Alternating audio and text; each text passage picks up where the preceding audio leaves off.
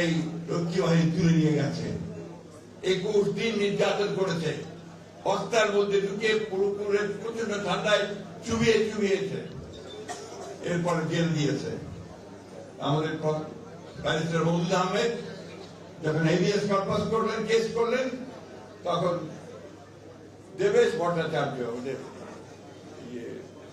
দেবপুরে ভট্টাচার্যের বাবা তখন জাস্টিস, তিনি নির্দেশ দিলেন যে ওই দুইজনকে আমার সামনে হাজির করা হোক। হাজির করে তিনি তার প্রাইভেট চেম্বারে গিয়ে দেখলেন যে সমস্ত শরীর ক্ষত বিক্ষত। ওইখানে তিনি নির্দেশ দিলেন তাদেরকে মুক্তি দেওয়া।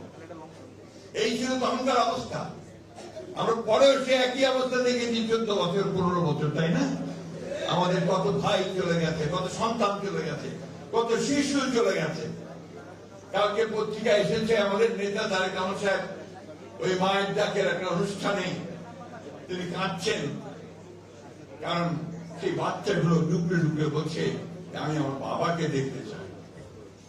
বন্ধুগণ, এই এত রক্তপাত, এত কষ্ট, এত যন্ত্রণা, এত ত্যাগ, এরপরে আমরা এত পথ পাড়ি দিয়ে আজকে একটা জায়গায় এসেছি। সেই জায়গাটা সামনে নির্বাচন।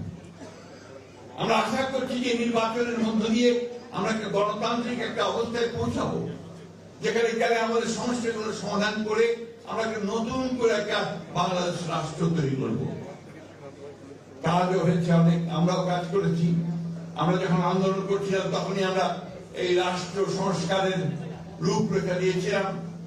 প্রথমে ম্যাডাম দিয়েছিলেন 2016 সালে ভিশন 2030, এরপরে আমাদের নেতা অন্যান্য দলগুলো সে আলাপ করে 31 দফা দিয়েছেন, তাই না?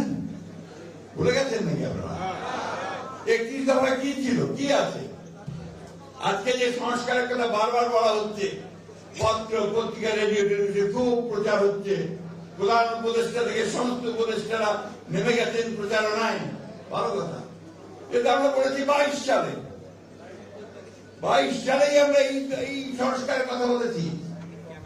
আমরা যা যা বলেছি সবগুলো আজকে এখানে আছে। সুতরাং এই সংস্কার আবার আমাদেরকে প্রশ্ন করে অনেকে, আপনার কি সংস্কার পক্ষে না বিপক্ষে? ওটা তো আমারই সন্তান, আমি তো তার জন্য প্রাণ দিতে পারি। এই যে জিনিসগুলো সবসময় আমরা বিভ্রান্ত করার চেষ্টা করা। আমাকে কেউ জিজ্ঞেস করতে পারে, আমি সোনালী মোদীর মাই চাই। সুতরাং সংস্কার যেটুকু হয়েছে, যেখানে একমত হচ্ছে সমস্ত রাজনৈতিক দলগুলো, অবশ্যই ছিলাম না, হ্যাঁ আছে না নাই, কিন্তু তোমরা কারসাজি করেছো, তোমরা কিছুটা বেইমানি করেছো। আমার বলতে কোনো দ্বিধা নেই, যেগুলো আমরা একমত হই নাই সেগুলো ঢুকিয়ে দিয়েছ। তারপরে আমরা কিন্তু মেনে নিয়েছি যে ঠিক আছে, দেশের বৃহত্তর স্বার্থে, জনগণের বৃহত্তর স্বার্থে আমাদের কাছে যেটা গ্রহণযোগ্য নয় সেটাও আমরা মেনে নিয়েছি। ঠিক আছে, পরে পার্লামেন্টে কি দেখা যাবে।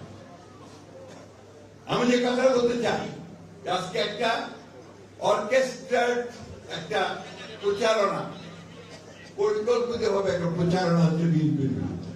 কারণ বিএনপিতে আমাদের সবচেয়ে বড় সমস্যা, কারণ নির্বাচন হলে বিএনপি ল্যান্ডস্লাইড বিক্রি পাবে, পাবে কিনা?